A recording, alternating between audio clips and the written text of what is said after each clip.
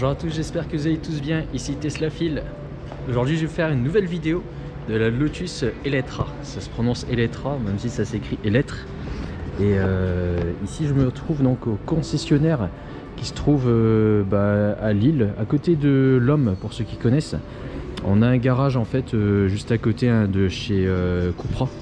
Et donc on a ce type de concessionnaire qui vont ouvrir un peu à travers toute la France. Lotus travaille pour en ouvrir une vingtaine d'ici fin de l'année. Si je ne me trompe pas, j'espère que je ne me trompe pas, en tout cas à terme. Aujourd'hui il y en a 8 en France, dont celui de Lille. Et donc je suis venu pour voir cette Eletre qui est un modèle en fait de pré-production. Donc elle a été réellement produite, construite sur l'usine qui va fabriquer toutes les autres Eletre. Et donc c'est un modèle pré-production. Pourquoi? Parce que elle n'est pas encore complètement finie, mais elle est, on va dire, à 80%, 90% comme elle sera vendue d'ici à peu près les premiers modèles qui devraient être livrés, c'est pour cet été, donc juillet 2023. Voilà. Donc je vais refaire le tour de la voiture parce qu'il y a eu des nouveautés en fait entre temps et des informations que j'ai pu glaner à droite à gauche.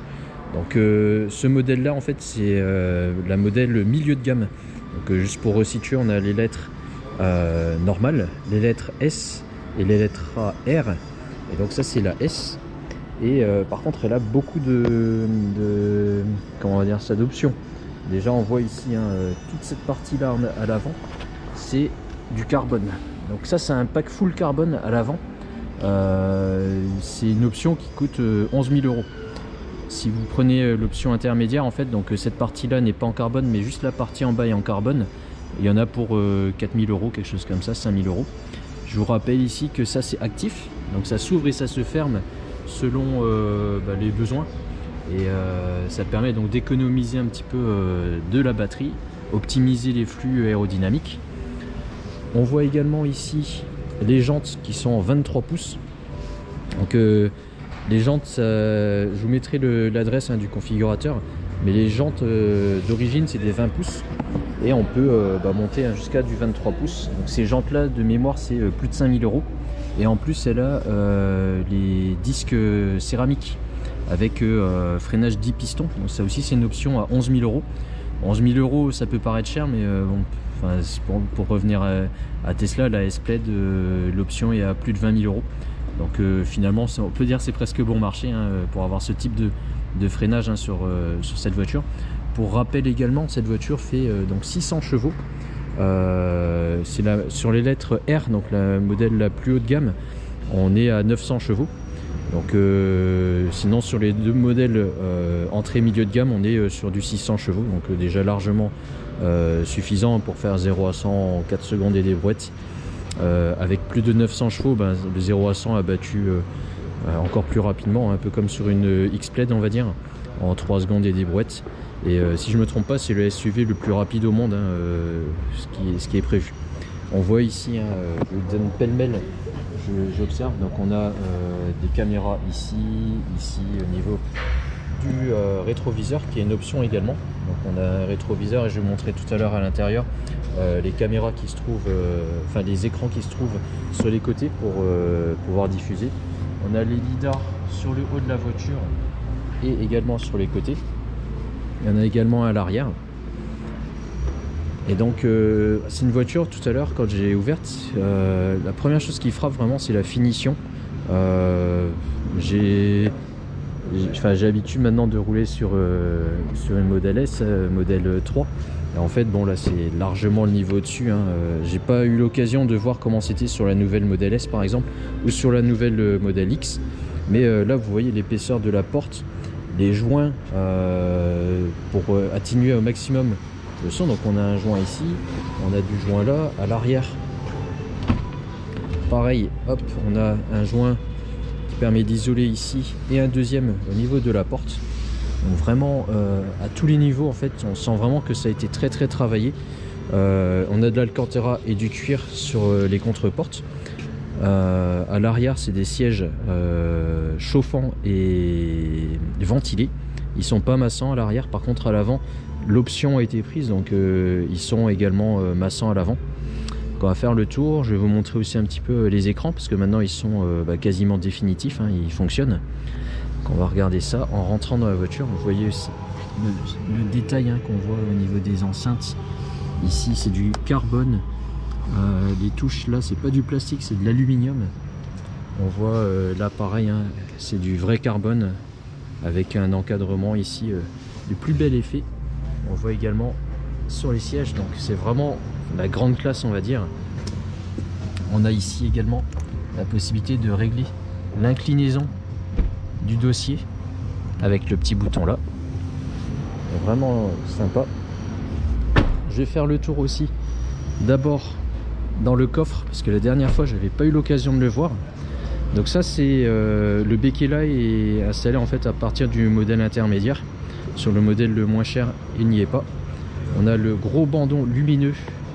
Donc pour rappel, en fait, il s'éclaire de différentes manières pendant qu'il charge. Selon le niveau de charge, quand on est à 100%, ben, on a un bandeau vert qui fait toute la largeur. Et si on est à 20%, ben, on va avoir 20% du bandeau qui va être éclairé vert. Voilà. Pour l'ouverture, donc hop, on le voit, un grand coffre. Alors le coffre par rapport à la taille de la voiture, il n'est pas spécialement grand, je pense, mais largement suffisant, hein. Là, pour moi qui fais du vélo par exemple, c'est top quoi. J'ai vraiment ce qu'il me faut. Là hop, on a un petit coffre ici. La batterie, c'est une batterie 117 kWh de chez KTL. Donc, fabricant de batteries chinois. Hein, rien de spécial par rapport à ça. Là, c'est des suspensions pneumatiques, hein, par défaut. Et donc, on peut régler la hauteur de la voiture. Sachant que quand on roule la voiture dynamiquement, elle va pouvoir aussi adapter sa hauteur de suspension pour économiser ou pas de la batterie. Voilà. Ici on a la prise 12 volts et donc vraiment suffisamment grand en tout cas pour y mettre par exemple mon vélo, heureusement on va dire. Hop. On voit ici qu'il y a un cache supplémentaire, hein, à cet endroit là, juste le cache là, et ici on a fermeture de coffre électrique bien sûr. On a ici une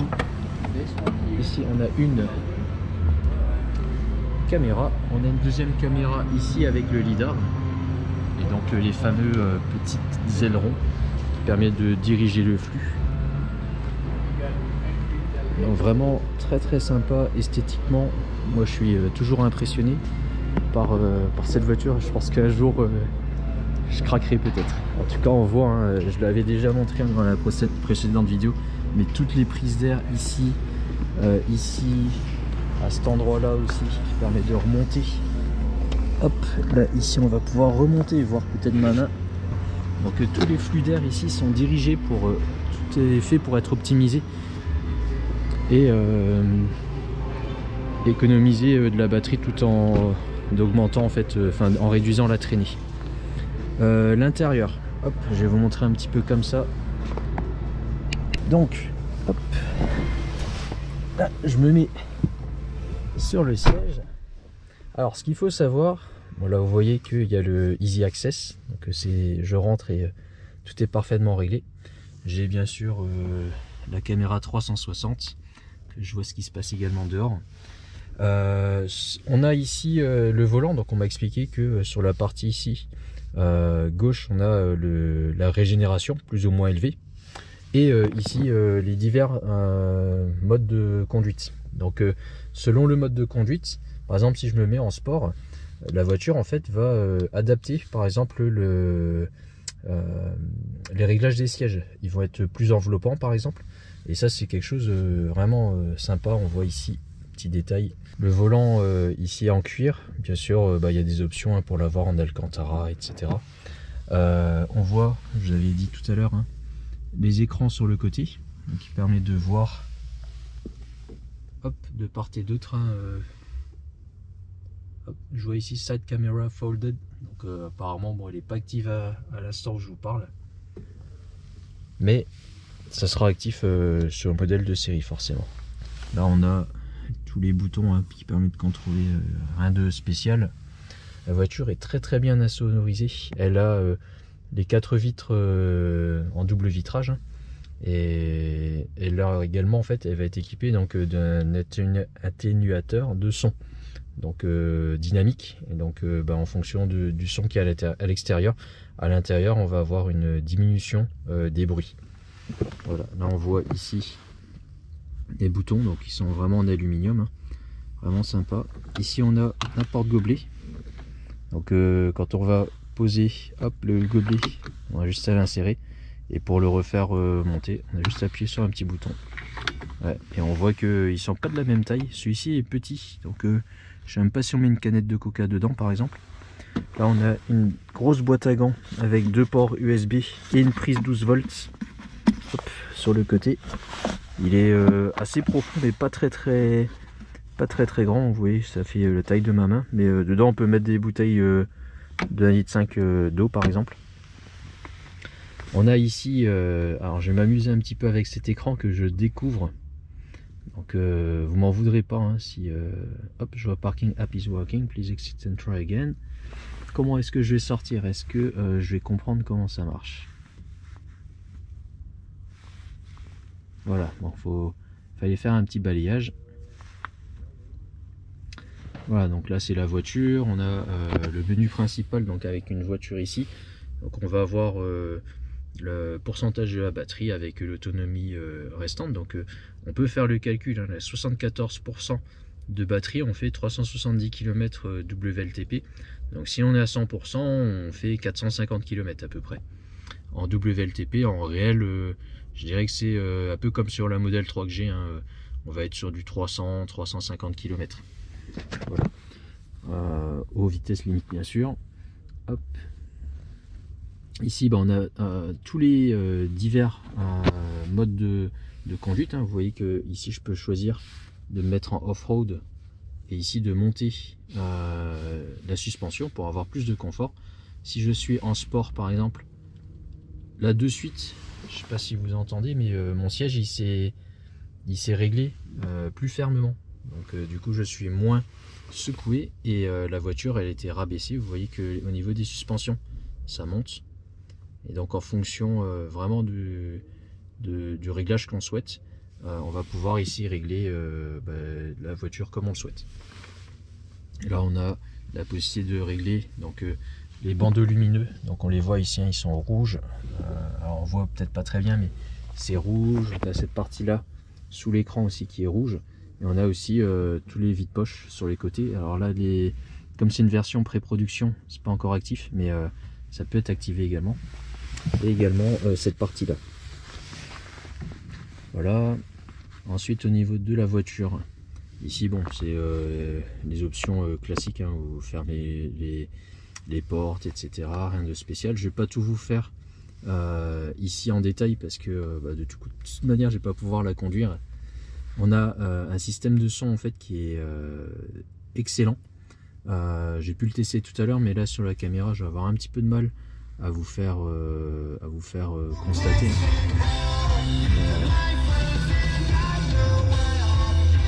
Ouais, bon, pour comparaison par rapport à un modèle 3, c'est sûr qu'il n'y a aucune comparaison possible hein. Sur un modèle 3 j'ai pas le son premium, donc forcément pas forcément correct hein, de comparer ça, mais ici il y a possibilité de régler juste pour le conducteur, pour avoir le son pour tout le monde, ou avoir le son que pour l'arrière par exemple. Voilà, et donc il va être optimisé, plein de réglages d'optimisation. Donc c'est un son qui est travaillé par Kef, je connaissais pas, mais là on le voit là sur ici là c'est écrit Kef, je sais pas si on voit bien sur la caméra. Voilà, là c'est comment est-ce qu'on veut montrer. Alors ce qu'il faut savoir aussi c'est que cette voiture elle est CarPlay et aussi Android Auto, donc ça fonctionnera. Ici on va pouvoir scanner pour avoir les informations, bon, rien de spécial sur ce menu là. Et on a également ici la possibilité d'avoir des applications, donc vous voyez Android Auto, Spotify, Tidal, Apple CarPlay, d'autres applications. Est-ce que par la suite on aura Netflix et ainsi de suite? Peut-être, je ne sais pas. J'ai posé la question, mais on n'a pas su me répondre pour le moment en tout cas. Là on voit le GPS, donc a priori, j'essaie de me connecter, je sais pas si ça va marcher, parce que j'ai vu tout à l'heure fonctionner, il y avait une carte en 3D en fait, mais bon, je saurais pas le paramétrer, malheureusement. Hop, il me dit qu'il y a une connexion, un problème de connexion, enfin bref. Hop, j'aurais bien aimé ouvrir la boîte à gants, et je ne sais pas le faire. Ici c'est le chauffage, donc là il est éteint. Enfin l'arrière de classique, enfin tout ce qui est de plus classique, hein, réglage de la ventilation, enfin comment est-ce qu'on veut que le flux d'air soit orienté. Là on va avoir le siège ventilé, siège chauffant, le volant chauffant. Là pareil, hein, les sièges chauffants et ventilés. Pour l'arrière, je ne sais pas comment ça marche, mais également, ah si c'est là, hop, il y a aussi l'arrière, donc là je peux avoir le flux de vent à l'arrière, ventilé, siège chauffant également, donc vraiment très très complet. Les sièges, donc ça c'est pas les sièges d'origine, les sièges d'origine et la finition d'origine est un peu différente. L'entrée de gamme en fait a des ceintures rouges avec des surpiqûres rouges sur les sièges. Et ils sont un petit peu différents, ils sont pas massants alors que celui-ci sont massants. Donc c'est des options en fait, hein, qu'on peut rajouter, qui permet vraiment d'optimiser et de prévoir tout ce qu'on veut. Ça c'est le toit ouvrant, non pardon, c'est un toit vitré non ouvrant qui est de série. Et il y a une option qui est possible, hein, pour avoir le toit ouvrant. Et donc il est coupé au milieu là. C'est encore une fois une option, hein, qui est possible.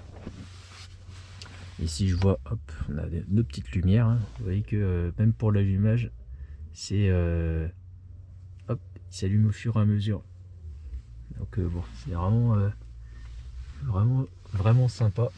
La planche de bord est un petit peu coupée en deux, on va dire. Ici vous voyez que il y a un espace, c'est un petit peu comme l'aileron qui se trouve à l'arrière, enfin les deux ailerons qui se trouvent à l'arrière, qui sont en deux parties également. Donc vraiment très très impressionné. Cette partie là c'est pour charger un téléphone, donc c'est à induction, on peut en mettre un seul du coup. Je vais voir si il marche, je suis pas sûr parce que je sais pas si c'est activé ou pas. Ok, bon il y a tellement de réglages que j'ai passé beaucoup trop de temps à les regarder, c'est pas ce que je vais faire aujourd'hui. J'espère que j'aurai l'occasion un jour de la conduire pour faire un essai au moins. Et puis là je pourrais vous en parler plus, hein, sur les fonctionnalités de la voiture. On va passer à l'arrière pour vous montrer un petit peu. Donc pour ouvrir la porte, hein, c'est comme sur place, il faut juste appuyer sur le bouton. Le siège recule, le volant monte. Easy entry, hein.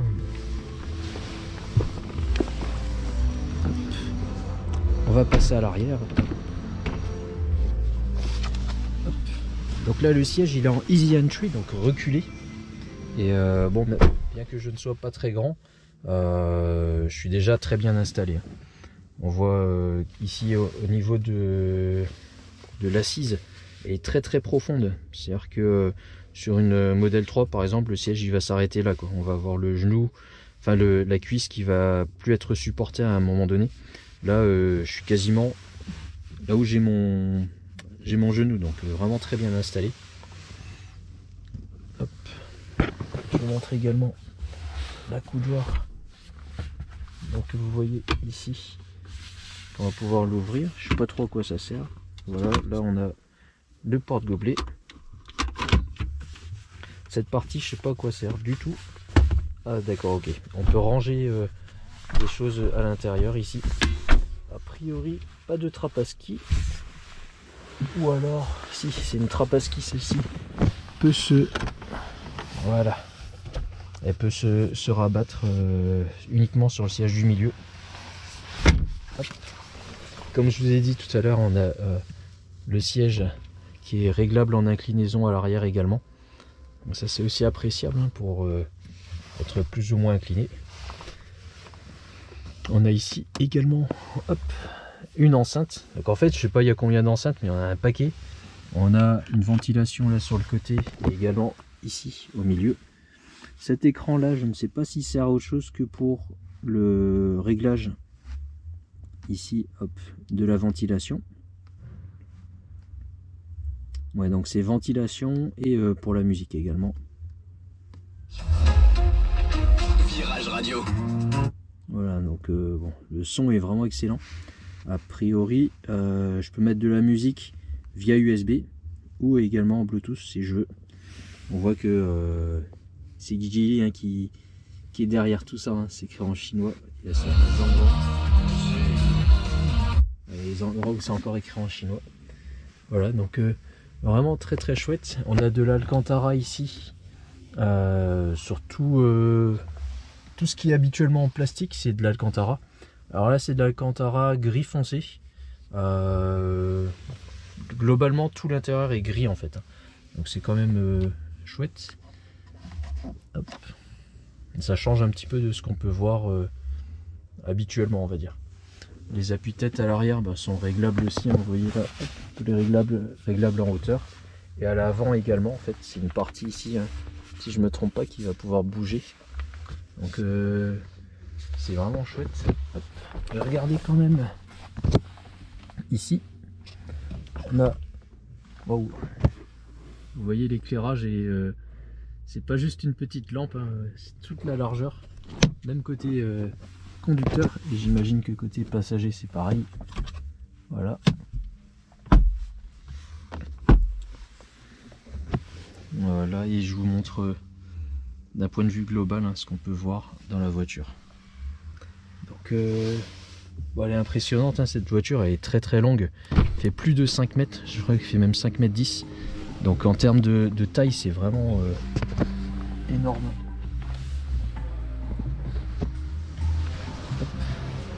Voilà, je pense avoir fait le tour. Je vous remontre un peu les étriers. Donc là c'est les étriers 10 pistons hein, comme je disais tout à l'heure. Et on a le choix de les avoir en jaune ou en gris si je ne me trompe pas.